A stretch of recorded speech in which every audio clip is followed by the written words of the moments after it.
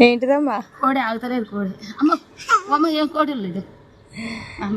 ఇగో చిన్న కన్నయ్య అమ్మ అయితే ఇద్దరు. షవుల కమ్మగుంది. ఏముంది చెవుల?